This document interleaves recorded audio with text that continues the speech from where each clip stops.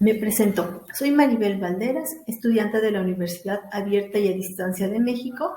La asignatura es Ingeniería Ambiental de Rellenos Sanitarios, cuyo docente en línea es Sergio Díaz García. En México, el principal destino final de los residuos sólidos urbanos hoy por hoy son los rellenos sanitarios. Como vemos aquí en la gráfica, en el año 2012 y a nivel nacional, la disposición final se realizó en los rellenos sanitarios en sitios controlados. Estos alcanzaron un poco más del 74% del volumen de los residuos sólidos urbanos que se generaron, lo que representó un incremento del 83% respecto al año 1997, que es lo que podemos ver en esta gráfica. Anteriormente se disponía de cerca del 41% de los residuos generados.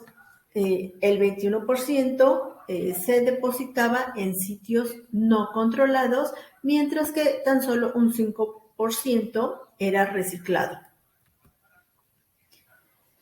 En cuanto a los requerimientos iniciales y los criterios de selección para poder determinar como sitio destinado para un relleno sanitario, tenemos los siguientes. Lo primero que se hace es categorizar el sitio, es decir, en la norma 083 Semarnat 2003 tenemos la tabla 1, en la cual tenemos que categorizar primero el relleno sanitario dependiendo de ciertos criterios.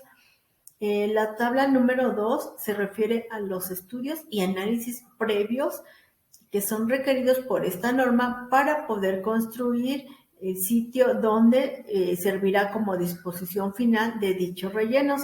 Y también dependiendo de la categoría, ya sea A, B o C, van a ser los estudios que se van a solicitar. Y por último tenemos las características constructivas y operativas del sitio de disposición final. Lo vamos a ver más adelante a detalle.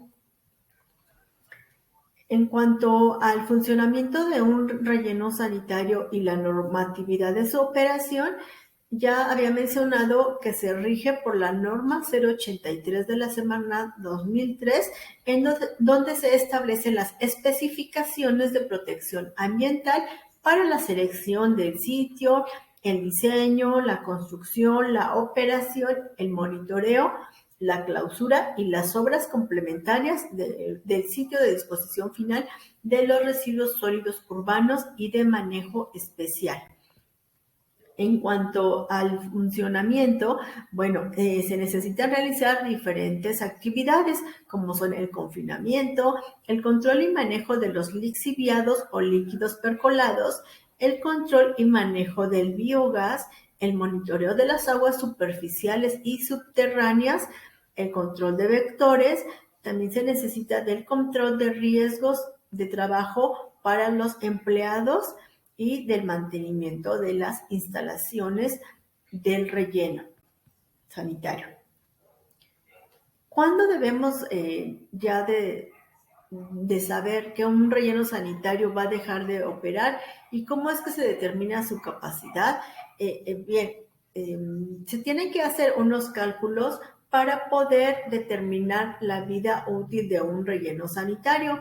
En el ejemplo que tenemos aquí, los cálculos nos indican que únicamente va a tener una vida útil de 16 años, es decir, para el año 17 su capacidad va a ser 0, y para ello se hace un cálculo.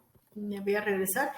Este cálculo se determina con la capacidad del relleno sanitario, es decir, mediante una comparación volumétrica de los residuos sólidos urbanos a ser confinados y el volumen disponible del sitio, y es así como se calcula la vida útil estimada.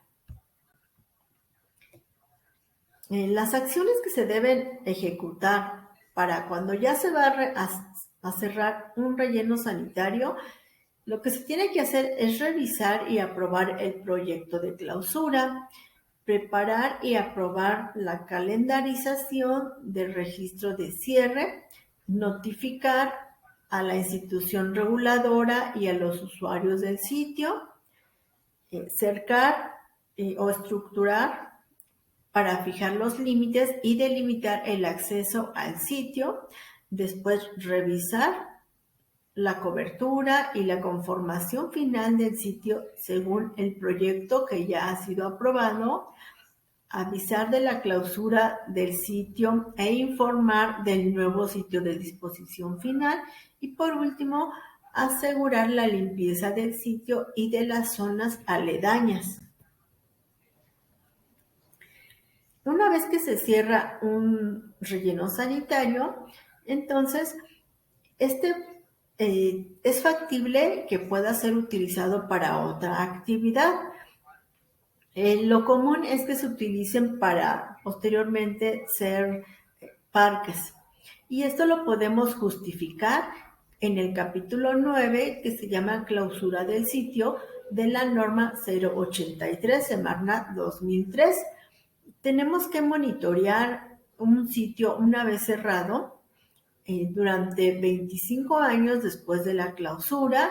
Tenemos que considerar la cobertura final después de la clausura.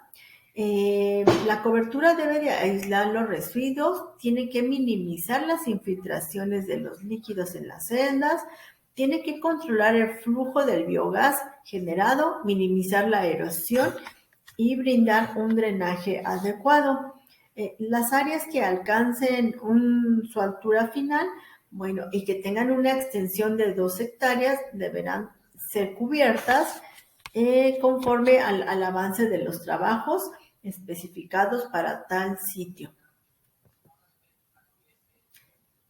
Como conclusión puedo comentarles que una de las fases importantes para la clausura y un adecuado cierre de un relleno sanitario es la capa final que se coloca, ya que de sus características, una de las más principales es la hermeticidad, que es la que va a impedir el filtrado a las capas adyacentes.